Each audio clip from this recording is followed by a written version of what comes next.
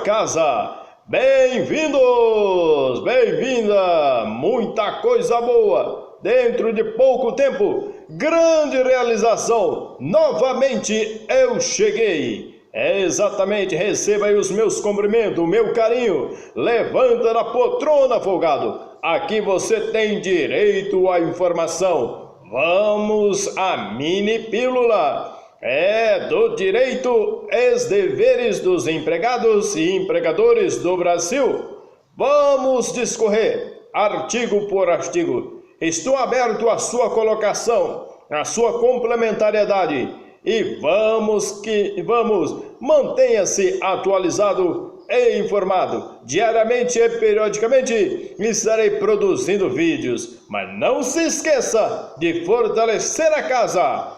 Vamos que vamos, nobres senhores, acerca do artigo 323 da CLT, Consolidação das Leis Trabalhistas. Não será permitido o funcionamento do estabelecimento particular de ensino que não remunere condignamente os seus professores ou não lhes pague pontualmente a remuneração.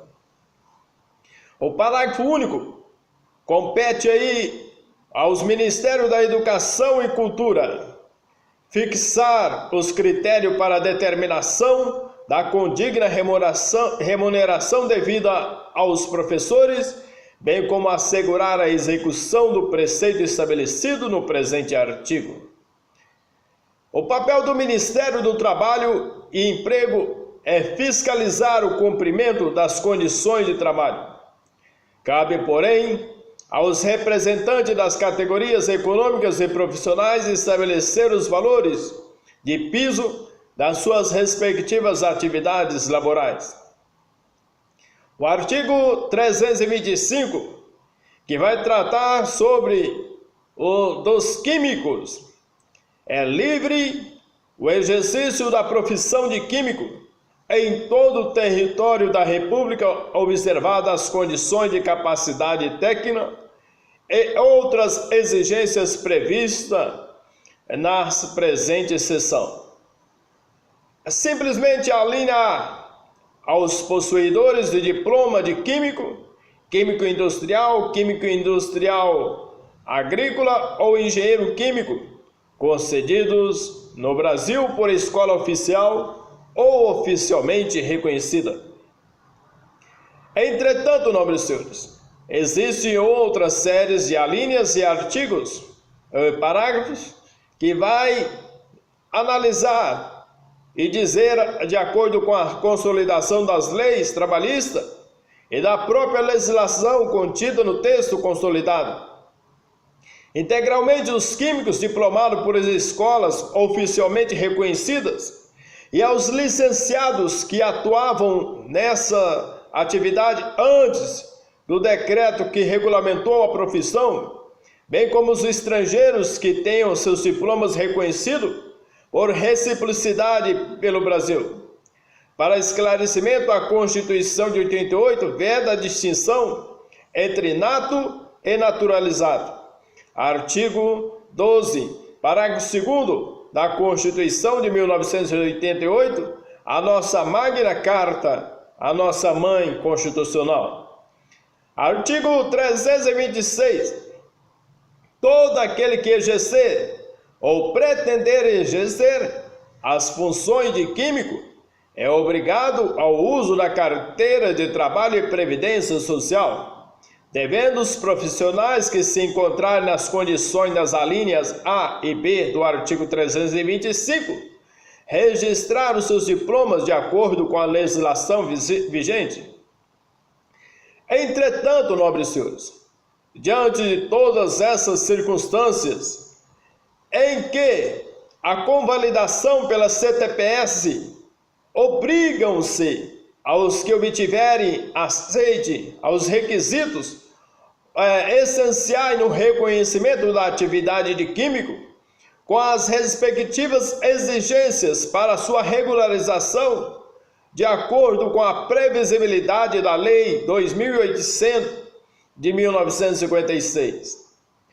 O artigo 327, além dos emolumentos fixados no capítulo da identificação profissional, o registro do diploma fica sujeito à taxa, na época da vigência era 30 cruzeiros, hoje resta saber no nosso dinheiro atual. Esse artigo está prejudicado em face de regulamentos atualizados pelo respectivo Conselho Profissional e suas ordens de serviço quanto à emissão de registro. Já o artigo 328, só poderão ser admitidos a registros diplomas, certificados de diplomas, carta e outros títulos, bem como atestados e certificados que estiverem na devida forma e cujas firmas hajam sido regularmente reconhecidas por tabelião público e sendo estrangeiro pela Secretaria dos Estados das Relações Exteriores, acompanhados esses últimos das respectivas tradução feita por intérprete comercial brasileiro. Que diplomas ou certificados sejam encaminhados ao Conselho Federal e regionais, devidamente autenticado em cartório, aos diplomados no exterior, que aos referidos diplomas sejam validados por instituição de ensino superior brasileiro, credenciada pelo MEC, para o devido reconhecimento das titulações e consequente aceitação pela comunidade acadêmica nacional. O artigo 329 nos afirma a cada inscrito e como documento comprobatório do registro, seja fornecido pelos Conselhos Regionais de Química uma carteira de trabalho e previdência social numerada, que além da fotografia medindo 3 por 4 centímetros tirada de frente com a cabeça descoberta e das impressões do polegar, conterá as declarações seguintes. Temos aí a linha A, o nome por extenso, o B, a nacionalidade, se estrangeiro, as circunstâncias de ser ou não naturalizado, C, a data e o lugar do nascimento, D, a denominação da escola em que houver feito o curso, E, a data da expedição do diploma e o número do registro no respectivo Conselho Regional de Química, F, especificação inclusive data de outro título ou título de habilitação, H, a assinatura do inscrito. Entretanto, nobres senhores, à semelhança de outras profissões liberais, os químicos portarão uma carteira que contenha foto e qualificação pessoal, bem como dados profissionais que permitam o exercício da atividade. Artigo 330. A carteira de trabalho e previdência social expedida em termos dessa seção é obrigatório para o exercício da profissão, substitui em todos os casos o diploma a título e servirá de carteira de identidade. A CTPS substitui não só o diploma, como também a carteira de identificação, pois contém todos os dados necessários à identificação da pessoa portadora, incluindo filiação, impressão digital e fotografia. Artigo 331. Nenhuma autoridade poderá receber impostos relativos ao exercício profissional de químico, senão à vista da prova de que o interessado se acha registrado de acordo com a presente seção, e essa prova será também exigida para a realização de concursos periciais e todos os outros atos oficiais que exijam capacidade técnica de químico. Não há impostos a pagar, apenas a comprovação do seu registro, que servirá para o desempenho de suas atividades e para a realização de concursos e demais atos da vida civil. O artigo 332. Quem, mediante anúncios, placas, cartões comerciais ou outros meios capazes de serem identificados, se propuser ao exercício da química em qualquer dos seus ramos, sem que esteja devidamente registrado, fica sujeito ao quê? Às penalidades aplicáveis ao exercício ilegal da profissão. Poderá então ser punido na esfera criminal ou civil por exercício ilegal da profissão. Artigo 333. Os profissionais que se referem aos dispositivos anteriores só poderão exercer legalmente as funções de químico depois de satisfazerem as obrigações constantes do artigo 330 dessa seção. Entretanto, nobres senhores, logo após o cumprimento das exigências formais referentes ao seu registro profissional, Lei número 2800 de 1956, artigo 334, o exercício da profissão de químico compreende o que na linha A fabricação de produtos e subprodutos químicos em seus diversos graus de pureza. Temos aí várias alíneas, entre a linha C até a D, a engenharia química, e no parágrafo 1º, aos químicos industriais e químicos industriais agrícolas, que estejam nas condições estabelecidas no artigo 325, na linha A e B, compete o exercício das atividades definidas nos itens A, B e C deste artigo, sendo privativa dos engenheiros químicos a do item D. Entretanto, senhores, a fabricação e análise de produtos químicos, a engenharia e o magistério na área são as principais atividades da profissão de químico. Artigo 335. É obrigatório que a admissão de químico nos seguintes tipos de indústria: a linha A, de fabricação de produtos químicos; B, de manter laboratório de controle químico; C, de fabricação de produtos industriais que são obtidos por meio de reações químicas dirigidas, tais como cimento, açúcar e álcool, vidro, curtume, massas plásticas artificiais, explosivos, derivados de carvão ou de petróleo, refinação de óleo, vegetais ou minerais, sabão, celuloses e derivados. Há atividades que exigem presença desse profissional, por exemplo, na fabricação de produtos químicos, em laboratório que mantém esses dispositivos de produtos em certas indústrias, onde seus agentes possam produzir reações químicas. Artigo 336.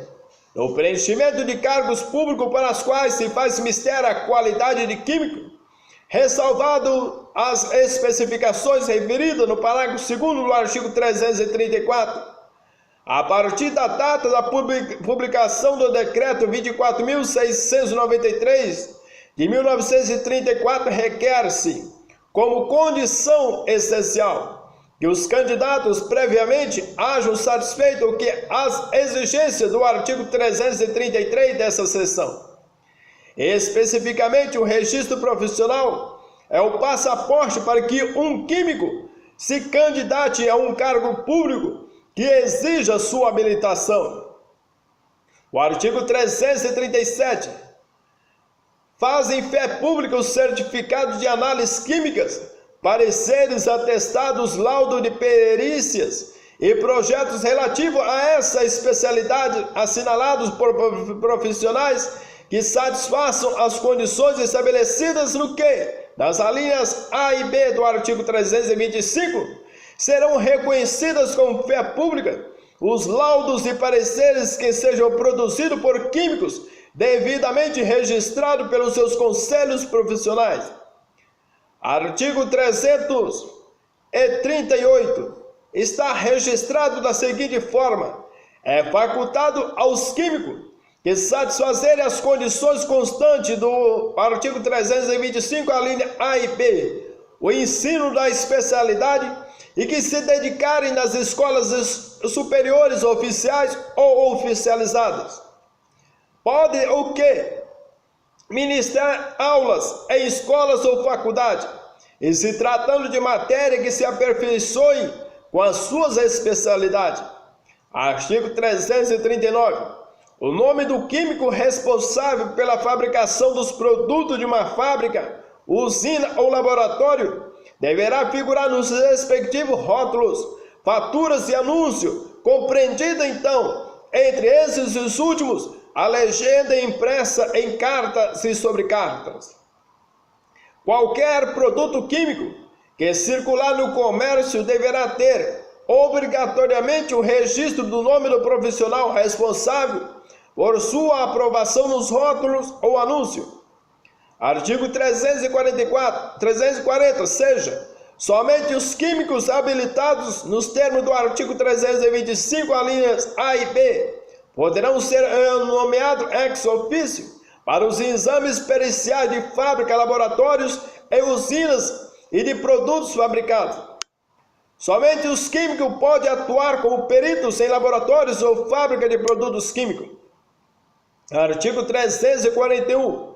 Cabe aos químicos habilitados conforme estabelece o artigo 325, alínea A e B, a execução de todos os serviços que, não especificados no presente regulamento, exijam por sua natureza o conhecimento de química.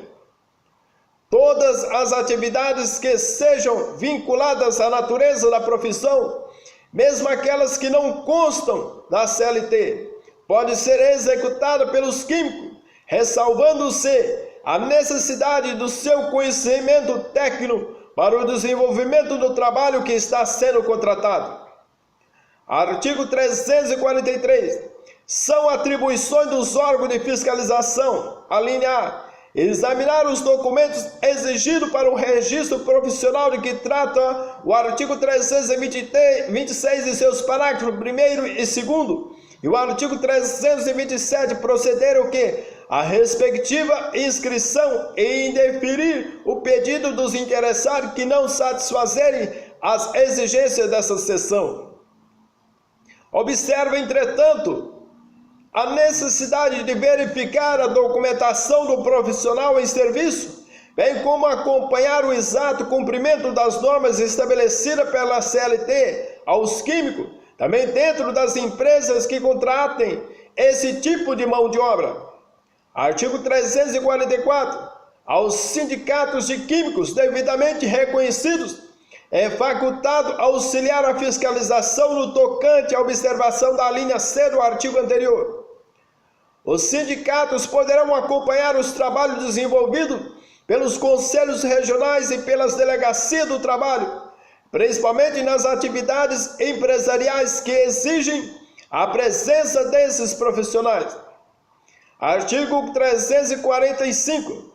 Verifica-se pelo Conselho Regional de Química serem falsos os diplomas ou outros títulos dessa natureza, atestados, certificados e quaisquer documentos exigidos para os fins de que trata esta seção. Incorrerão seus autores e cúmplices nas penalidades estabelecidas em lei.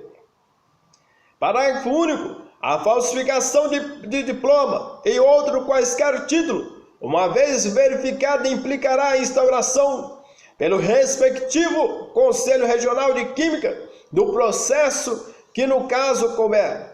Independente das penalidades previstas na lei penal, os envolvidos estarão sujeitos a processo disciplinar instaurado pelo próprio órgão de classe. O artigo 346 será suspenso do exercício de suas funções, independente de outras penas em que possa incorrer o químico, inclusive o licenciado que incidir em alguma das seguintes faltas: revelar, a linha A, revelar improbidade profissional, dar falso testemunho, quebrar o sigilo profissional e promover falsificações referente à prática de atos de que trata essa seção. Cometendo essas irregularidades, bem como outras que têm a sua previsibilidade em lei, o químico infrator poderá ser suspenso do exercício da sua profissão de 1 mês até 1 ano, conforme resultado de processo disciplinar instaurado pelo Conselho, independente de qualquer ação judicial que venha a ser aforada.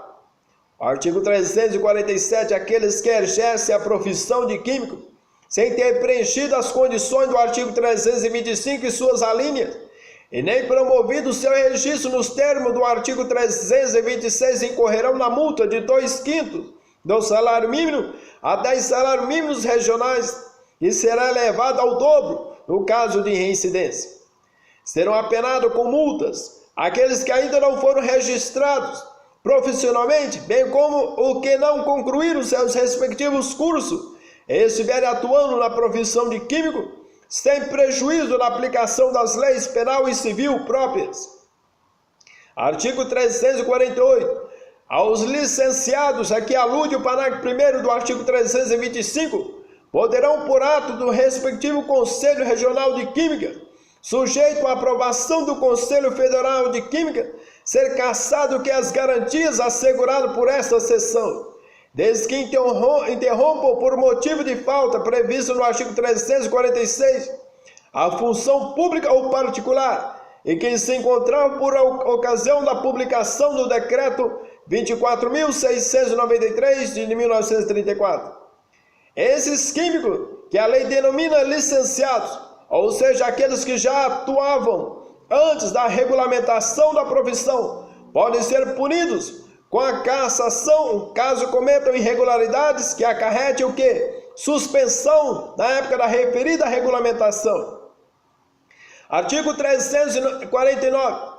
O número de químicos estrangeiros a serviço de particulares, empresas ou companhias não poderão exceder a 1/3 ao dos profissionais brasileiros compreendidos nos respectivos quadros. Entretanto, a legislação trabalhista limita-se essas contratações avestutas em 1/3 dos profissionais que atuam em uma empresa privada.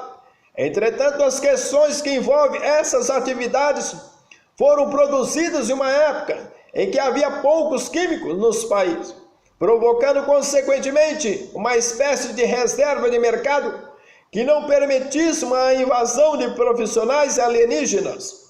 O artigo 350. O químico que assumir a direção técnica ou cargo de químico de qualquer usina, fábrica ou laboratório industrial ou análise deverá, dentro de 24 horas e por escrito, comunicar essa ocorrência ao órgão fiscalizador, contrariando desde esta data a responsabilidade da parte técnica referente à sua profissão, assim como a responsabilidade técnica dos produtos manufaturados. Entretanto, nobres senhores, a comunicação imediata ao Conselho Regional, mediante documento por escrito, que também será convalidado quando esse se ausentar do referido cargo. Das penalidades do 351, os infratores dos dispositivos do presente capítulo incorrerão na multa de 55 mil cruzeiros de acordo com a natureza da época e na natureza da infração, sua extensão e intenção que quem praticou aplicado em dobro no caso de reincidência, oposição e fiscalização ou desacato à autoridade. Todas as infrações serão punidas com multa, conforme a natureza da falta, e sempre aplicadas em dobro no caso de reincidência. A da nacionalização do trabalho, da proporcionalidade de empregados brasileiros, artigo 352 a 358, prejudicados aí pelo artigo 165 da Constituição da República Federativa do Brasil de 1988 e também pela Lei 6.651 de 79 e a Lei 6.815 de 80 e a Lei 6.192 de 74 e o Decreto-Lei 81.663 de 78.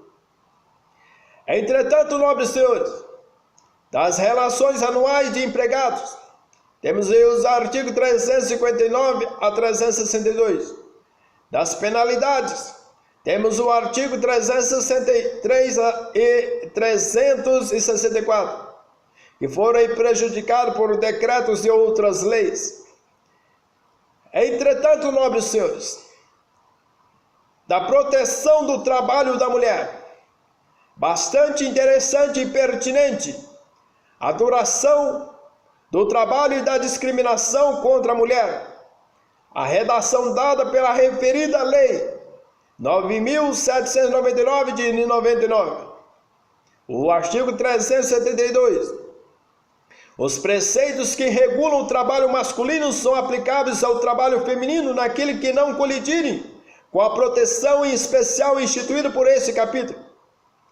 A Lei número 13.467 de 2017 revogou o parágrafo único do presente artigo e segue a aplicação das normas previstas no texto consolidado para mulheres e homens, ressalvadas as regras específicas de proteção ao trabalho da mulher.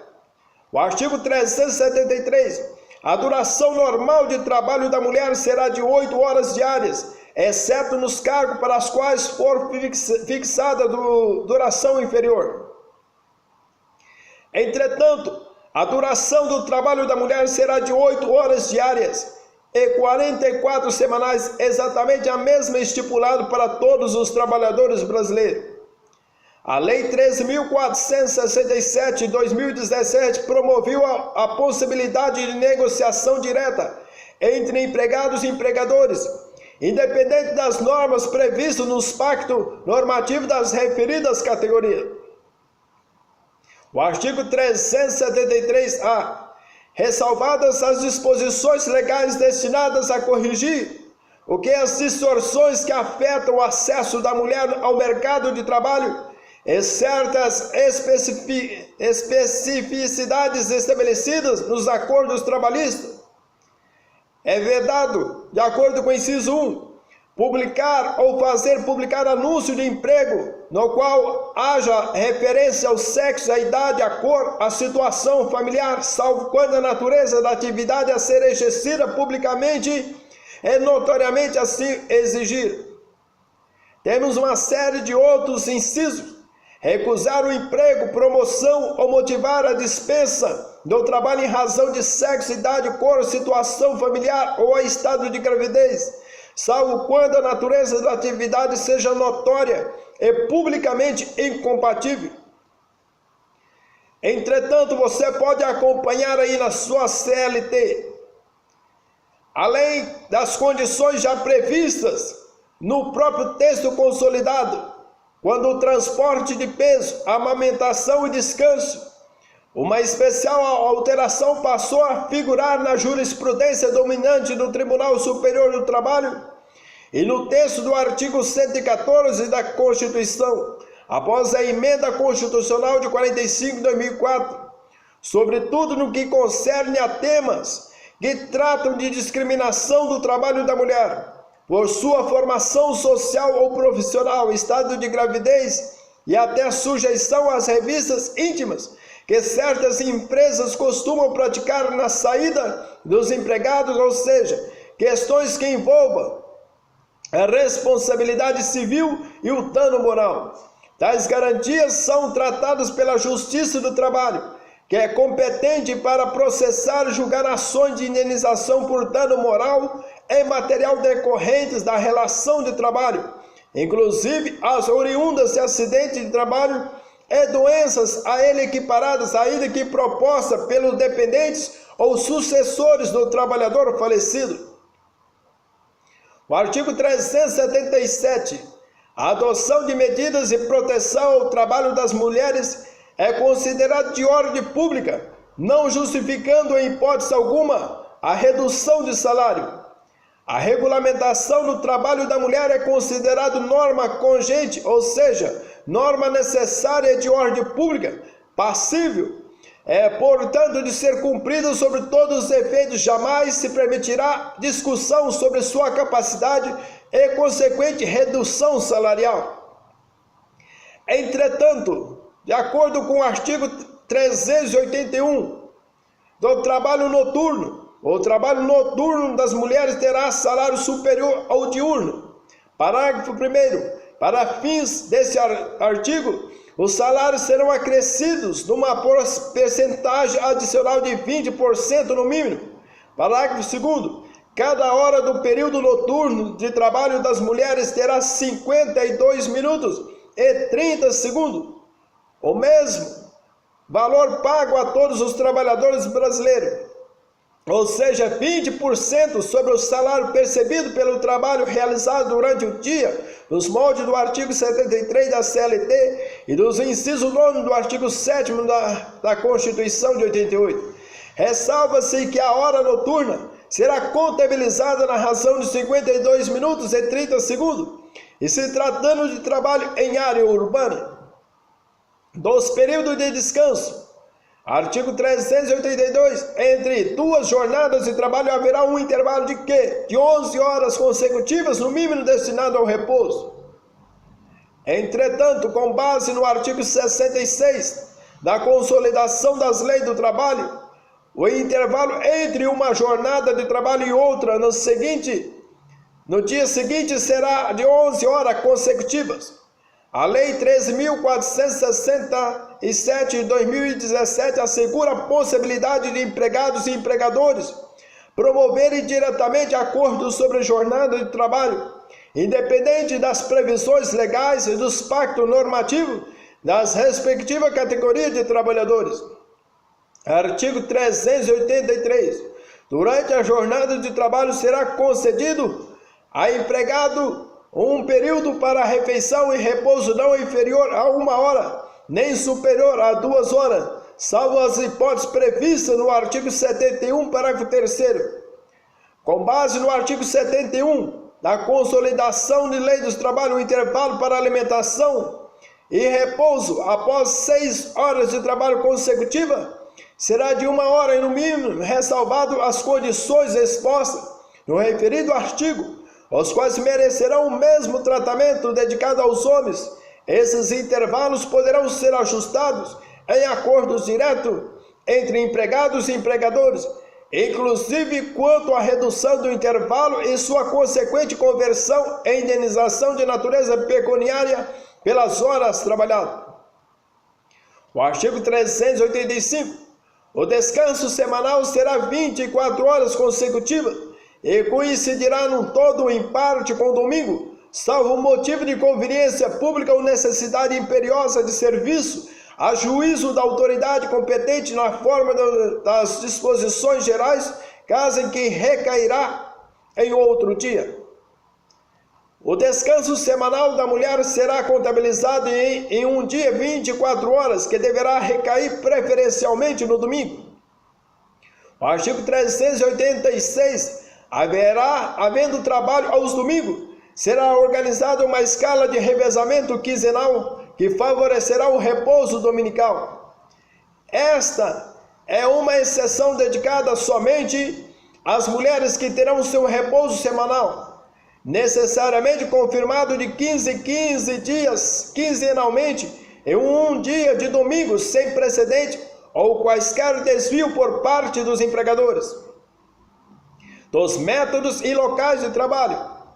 O artigo 389. Toda empresa é obrigada, inciso 1, a prover o estabelecimento de medidas concernentes à higienização dos métodos e locais de trabalho, tais como a ventilação, a iluminação e outros que se fizerem necessário à segurança e ao conforto das mulheres, a critério da autoridade competente. Temos daí até o inciso 4º. E nos seus parágrafos 1º e 2º, não deverá necessariamente existir o quê? Um local apropriado para que a mulher possa desenvolver suas atividades laborais. Assim, a obrigação de banheiros e vestiários separados para a troca de roupa, quando, por exemplo, foi exigido o uso de uniforme.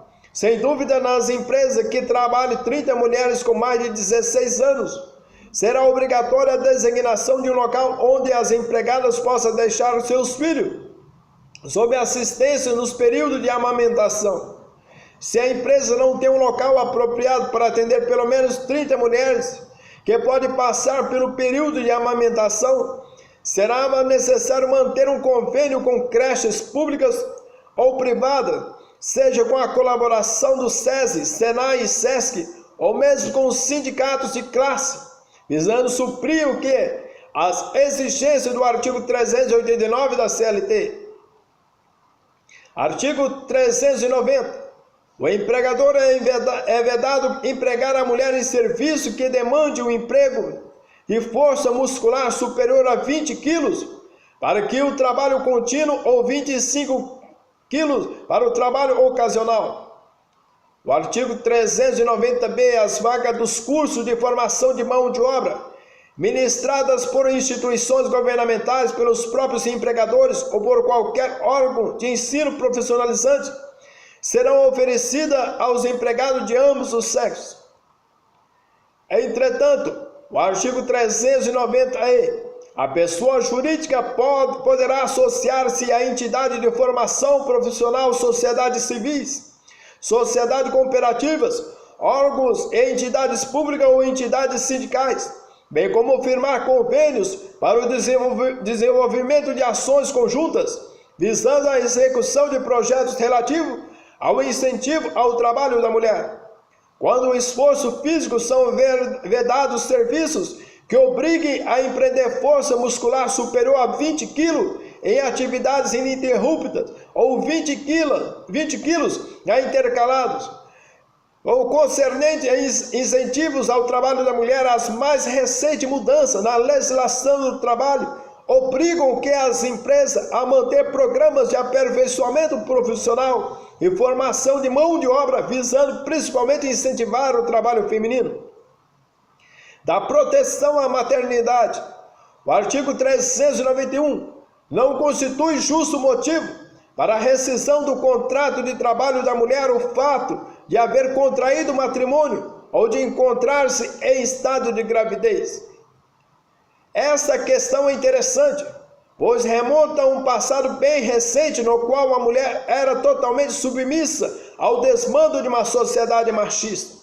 O artigo 391 da CLT vem retificar e proteger o que anteriormente era possível.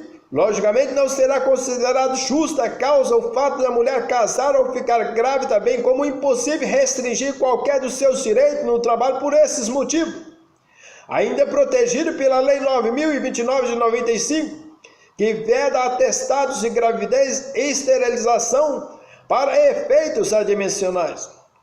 O artigo 391-A.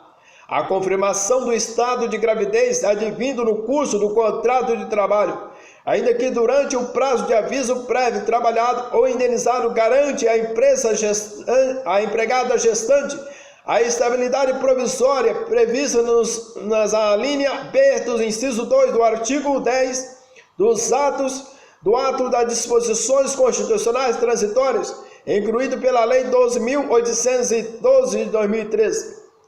O artigo 392, a empregada gestante tem direito à licença maternidade de 120 dias, sem prejuízo do emprego e do salário.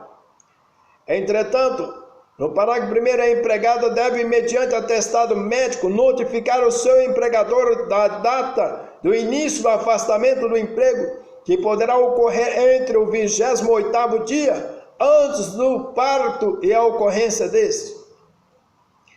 Entretanto, nobres senhores, a Carta Constitucional e a CLT asseguram a licença de 120 dias após o parto, sem prejuízo do emprego, até 30 dias contados do retorno ao trabalho, de acordo com o artigo 10, inciso 2, a linha B, a ação direta de constitucionalidade da referida Constituição Federal da República e também do artigo 392 da Consolidação das Leis Trabalhistas, quanto aos casos de adoção ou guarda judicial de criança. O texto consolidado abarcou em seu artigo 392 a concessão de licença regulada pela idade do menor adotado. Tal proteção incentiva a reintegração do menor abandonado ao seio da família, com o amparo da legislação trabalhista. O atraso da nossa legislação nos diferencia de outros países do mundo, que concede períodos de até 1 ano para licença a gestantes. Entretanto, no Brasil, diante de todas essas circunstâncias, a previsibilidade constitucional ao mundo jurídico, nesse prazo aí, de 120 dias para a gestante ter o seu filho e se recuperar do parto. Ressalve que a licença poderá ser concedida entre o 28º dia antes do parto e a ocorrência desse, observando-se que os períodos de repouso antes e depois do parto estão sujeitos à extensão de 2 semanas cada um, mediante atestado médico. A Lei 11.770 de 2008 cria o programa Empresa Cidadã, que é destinada à prorrogação da licença maternidade mediante concessão de incentivo fiscal e altera a Lei 8.214 de 91. Assim, para as empresas que adotarem o sistema, o afastamento da empregada gestante ficará prorrogado por mais